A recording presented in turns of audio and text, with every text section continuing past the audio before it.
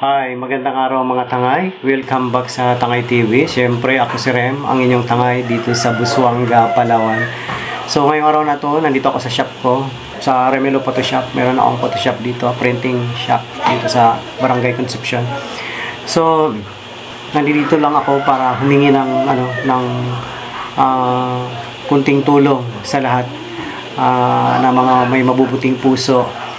Gusto kong humingi ng kunting tulong para dun sa pamangkin ko na nasa hospital ngayon. Actually, magto 2 weeks na sa Philippine General Hospital. Kay Aston, anak ng bunso naming lalaki. Nandun sila sa Philippine General Hospital. Almost 2 weeks now, or 2 weeks na siguro. Si Aston kasi dinala namin sa Culion General Hospital last time. Kasi madalas siya sumasakitan tiyan. And then nagmamanas ang katawan, namamaga mukha, magang-maga, and then yung katawan.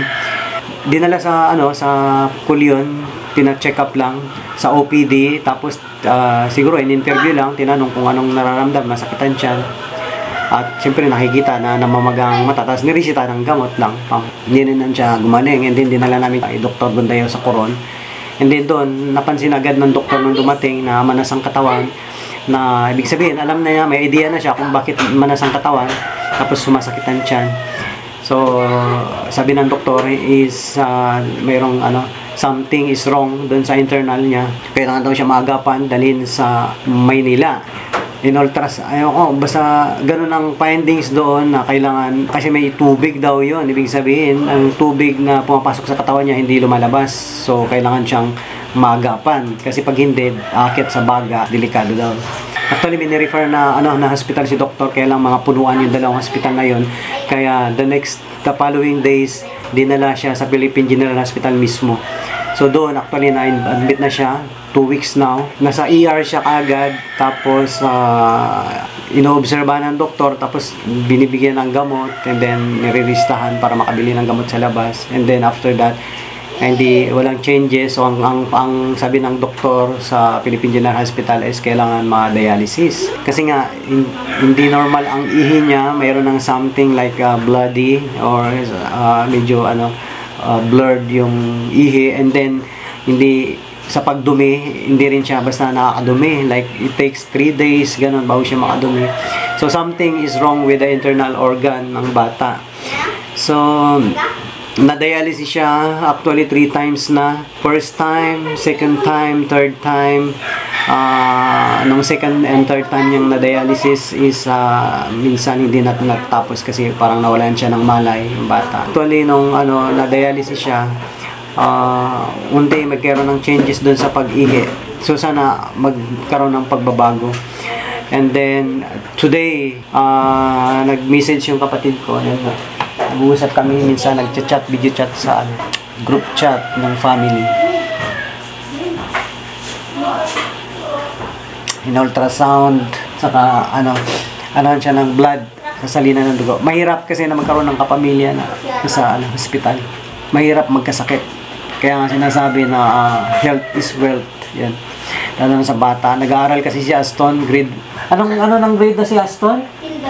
Kindergarten dito sa Concepcion Elementary School. So, pending siya, hindi siya makapag-aral. Inagapan ng mga kapatid ko din na madala sa hospital. Salamat doon sa KDDJ Boat, ka Nancy Store, mga kapatid ko na isa na agad na nagbigay ng worth 5,000. Kay Chad para matulungan yung bata. Tapos si Joanne din and si Harry, thank you. Nagkaroon ng initial na amount si Chad para madala agad yung bata sa Maynila. Bigay din si Harry at si Joanne ng 5,000 at si Nelson ng 1,000, I think, that time, para makaalis agad sila, madala ang bata sa Maynila. So meron silang initial na naipon para agad may dala sa Maynila si Aston. So as of now, naka-admit siya until now sa Philippine General Hospital para matulungan at sana maagaran siya na maibalik sa normal yung internal organ kung ano man. Actually sa kidney siguro yun, kasi pag nagmamalfunction yung kidney, nahirapan sa pag-ingi.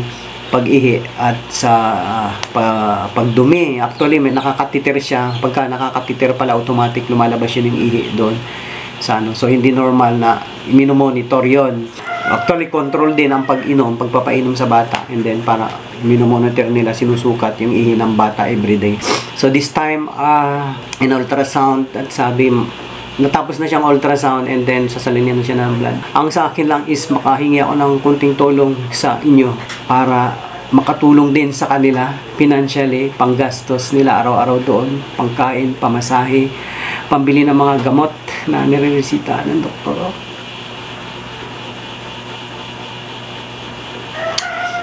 Doon lang sa may mga konting may tulong, available po ang aking GCash sa Tangay TV para at least makaipon ako kahit konti.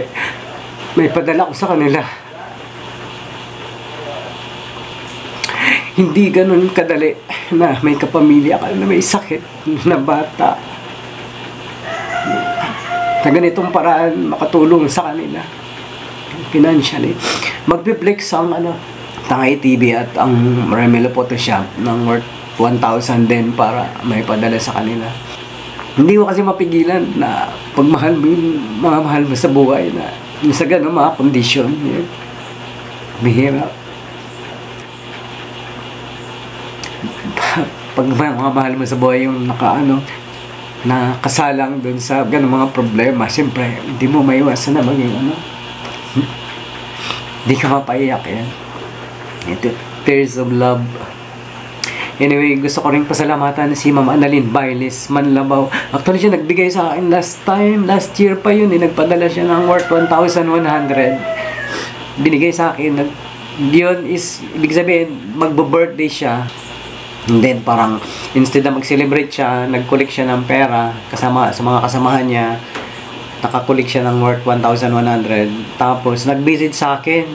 Sabi niya, sir, gusto kong itulong itong 1,100, ibigay ko sa iyo sa Tangay TV, tapos kung sino yung pwedeng mapagbigyan at matulungan, ito ibibigay ko po sa inyo. Pinadala niya sa akin yun last year. Nasa sa akin lang din yun kasi nga wala akong mapagbigyan. So ito na yun, Ma'am Annalyn Bailes Manlabaw, yung binigay mo na 1,100, ito may iba ipadala at may tutulong ko doon kay Aston. So salamat sa inyo at sa yung group na nagbigay para makapagkulik ka. Maraming salamat. Ayan yung mga picture ni Aston. Tapos yung niya, video medyo nagmamanas. Yung maraming may mga pantal siya dito sa namamagay yung sa may kamay, sa may paa dahil siguro sa mga inject sa may hita. So, minsan iniinda na masakit. Actually, palaban din sa Aston. Malakas ang loob, malakas ang fighting spirit. Salamat sa Diyos sa binibigay na lakas. Hindi siya iyakin. Gusto siya ng doktor, yung mga nurse na nag-aalaga sa kanya. Dahil hindi siya iyakin. Tapos, minsan naririnig ko pagka nag-video call. Sabi niya pa, Dok, gutom na ako. Kasi nga kapag dumadaan ka sa ng dialysis or anumang test, kaya lang hindi siya pwedeng kumain. So, iniinda niya na, sabi niya, Dok, gutom na ako. So, ibig sabihin, siya, bibo. So, lakas lang ng loob, Aston, tiwala at naniniwala ako sa kapangyarihan ng Diyos, nagagaling ka. Hindi ka pababayaan. Advice ko rin sa mga magulang, sa mga anak nila, yung mga bata, dapat laging binabantayan, inaalagaan sa pagkain, naging malinis yung kamay. Kasi hindi natin alam anong naging cause na bata pa, nagmamalfunction yung kidney. So there is a reason why na nagkaganon. So kailangan maingat yan ng mga bata. Sila, nag-aaral kasi sila.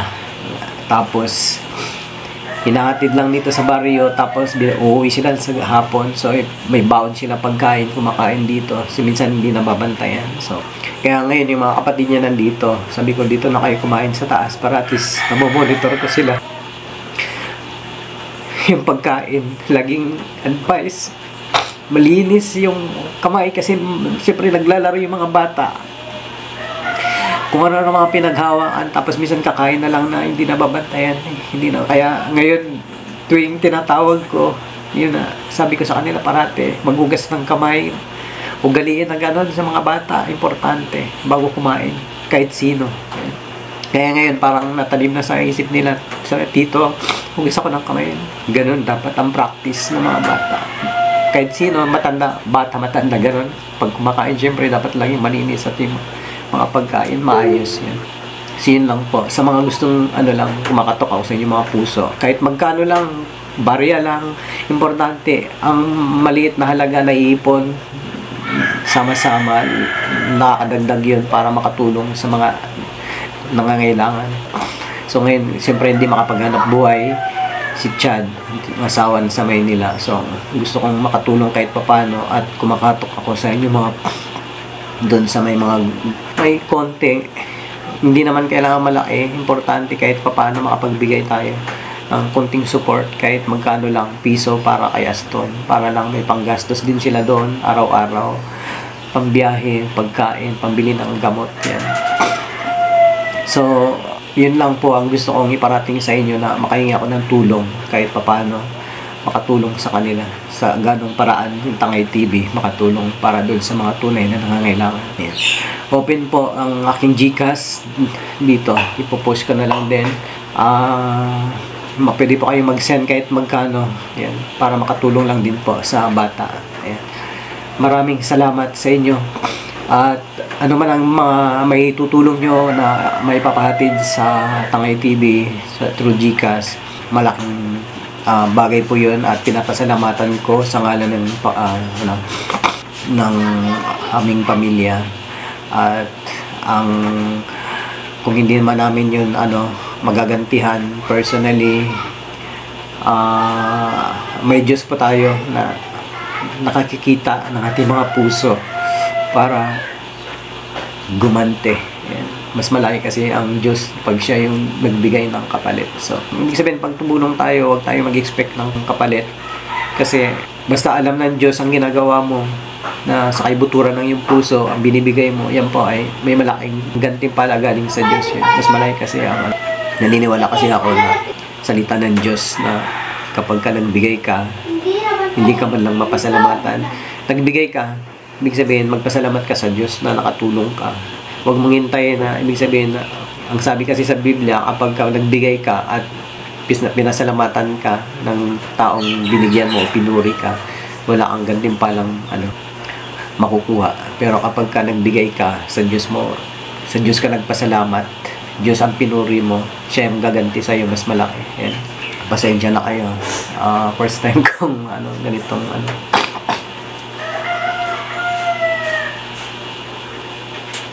nakakaluwa at nakaka-touch kasi na yung pag ang mahal mo na sa buhay yung nasa mga emergency or nasa hospital, ang hirap po talaga ng mayroong mga kapamilya.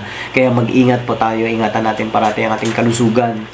May kasabihan nga na ang health is wealth. Totoo po yun kasi kahit gaano ka kayaman, gaano ka kasikat, kapag ka ikaw ay nakalatay sa higaan or nasa hospital, na po yun, ibig sabihin hindi mo na ma-enjoy yung life kapag ka ikaw ay may sakit. Yan. So ang bang tayo nabubuhay, mag-ingat, iwas sa lahat ng mga na nagiging cause ng karamdaman. Yan. Sa mga bisyo, masasamang bisyo, iwasan mo natin yan kasi yan nagkukos unti-unti ng pagsira sa loob ng ating mga internal organs, na yung mga masasamang bisyo na pinapasok natin sa ating loob ng katawan at sa mga pagkain. Ayan. So maraming salamat po sa inyong panunood at paki-share na lang din po ito sa ating mga friend para po mapanood din at makahingi po tayo ng konting tulong ako, ang Tangay TV, para po makatulong po doon sa mga nangailangan. Actually, pangarap ko na ang Tangay TV ay magkaroon ng iniisip ko na parang foundation para sa mga emergency na nangangailangan, na para mabigyan ng tulong. I mean, kung sino man ang may mga mabubuting puso na pwedeng may tulong. Open po ang aking number, 0977-322-7189. GCash po yan. Pwede po ay magpadala kahit magkano. At ang lahat po na makukulit ko po ay ipa-flash ko sa Tangay TV kung gusto nyo, anonymous man or may pangalan para malaman kung magkano yung nakuli ko. At yan po ay makakarating tamang taong sa mga talagang karapat-dapat na bigyan ng tulong. Ayan. Salamat sa inyo at magandang araw. Ano man ang inyong may paparating sa Tangay TV, yan po ay makakarating din sa mga beneficiaries. Ayan. Maraming salamat at magandang araw po sa inyong lahat. Salamat ng marami. God bless all sa inyong lahat. Ayan. Stone. Ton, magpagaling ka na. Ayan. Kasama ko ito si Dandan. Anong grade si Dandan? Grade 2. Grade 2, ikaw? Grade 1. Si Andre. Si grade 2, pinsan ni Aston. Si Andre Loy, kapatid ni kuya ni Aston. O, ikaw muna. Actually, tapos lang nila kumain. So, every tanghali, dito na kayo kakain sa taas, ha? Diyan, sa table na pinagkainan nyo para pagdating nyo, diretso kayo dito, magugas. Anong sabi ko, parate? Bago kumain? Maghugas. Nang? Kamay. Magugas ng kamay bago kumain at pagkatapos kumain, magsabon. Anong gusto mo muna? Ikaw muna. Anong gusto mo sabihin kay Aston? Ha? Anong gusto mo kay Aston para mapanood ka niya? Sige na, sabihin mo Aston. Karton! Ano?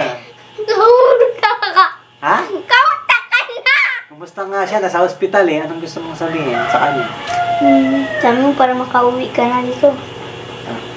Ton, makauwi ka na dito. Miss na mo naman ikaw. Magpagaling na siya, kamo. Magaling ka na. Magdasal din kayo, ha? Ha? Pagdasal niyo siya, Lord, pagalingin niyo na si Aston para makauwi na siya, ha? Ha? Magdasal kayo parati. Ikaw muna, Andre Loy, anong gusto mong sabihin kay kapatid mo?